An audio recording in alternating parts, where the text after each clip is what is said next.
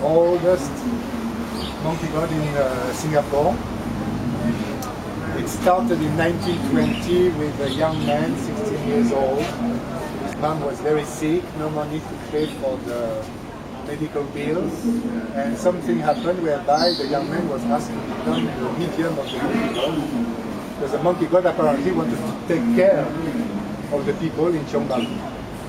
It started in a kampong house on the other side of the road, and in 1930 they moved in this shop house, where it became a public temple in 1980. There are two installations, and the piece is called Matter and Principle. The matter is what you see on the floor here. It's the physical plane.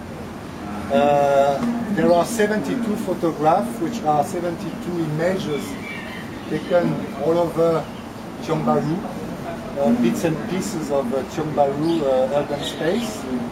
And this is referring to one of the powers for which the monkey god is known, which is the 72 transformations. The monkey god is a rather complex spiritual figure, which is both at the same time a trickster and a guide. He's a mischievous trickster who can transform into anything to trick people, but he's also a guide who's guiding people to the higher realm and eventually guiding the Buddhist monk in search for the Buddhist scriptures in India in the journey to the West. The video column is about the principle, and this is about the principle of manifestation, which is something that you find in every polytheistic religions. In polytheistic religions you will have many gods, many images, but in fact those images are the manifestation of higher principles coming from a higher realm. So the column is made of 9 geometrical figures, going from the absolute, going from the one beyond any form, beyond any perception, going all the way down to the 9, and once you have the 9 digits, you can basically compute anything in the universe.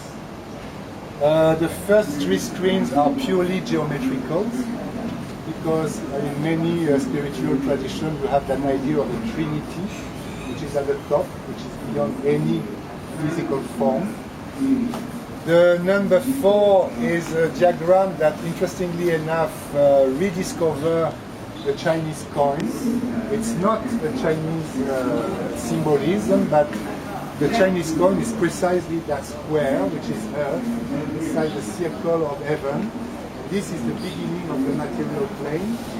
This is where the image of the god starts appearing, and it goes all the way down to the 9, which is a video taken 2 weeks ago during the annual festival of the temple, during which a procession carries an image of the god all around Tiongbalu.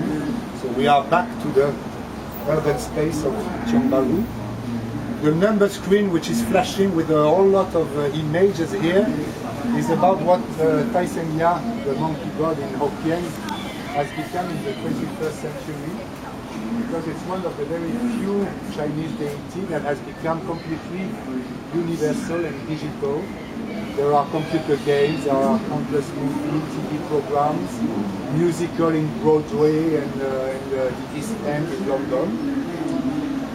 In the staircase there is another installation based on the 180 somersault, which is another power of the monkey god. It's meant to be able to jump the 180.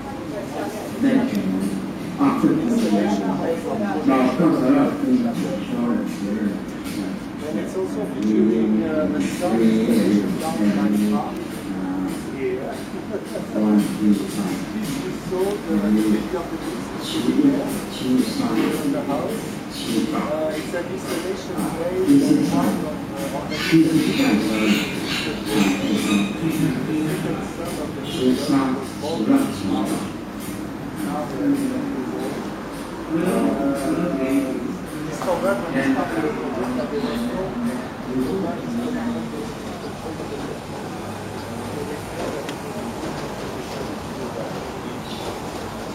There is a barcode which is meant to give access to a web page.